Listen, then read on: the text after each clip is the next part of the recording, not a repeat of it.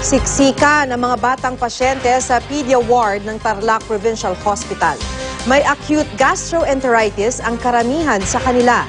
Makibalita tayo live kay Hazel Kawaing ng GMA Dagupan. Hazel? Maki, halos araw-araw ay may dinadalang bata dito sa Tarlac Provincial Hospital dahil sa labis sa pagdudumi, panghihina, pagsusuka at pabalik-balik na lagnat. Ganito ang sitwasyon ngayon sa Pedia Ward ng datna ng GMA News Dagupan. 2 pasyente ang naghahati sa isang kama. Ang ilang bantay at magulang nakatayo na lang para mabantayan ang kanilang mga kaanak. Sa sobrang dami ng nagkakasakit, sa pasilyo na lang ng ospital na nanatili ang iba pa.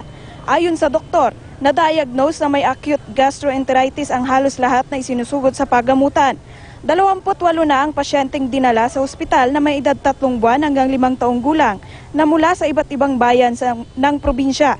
Ayon sa pediatric section, hindi pa ni malinaw kung bakit biglang lumobo ang bilang ng mga acute gastroenteritis. Gayong tuwing tag-ulan lang ito kadalasang nakukuha.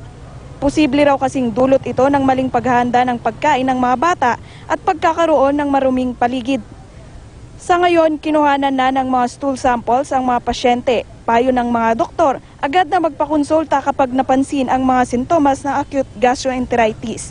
Sa ngayon, hinihintay pa nga lang yung mga resulta ng stool samples na kinuha kaninang umaga sa ilang mga pasyente dito sa Tarlac Provincial Hospital. Yan muna ang latest mula dito sa Tarlac City. Hazel Kawaing, Nagbabalita, Pilipinas.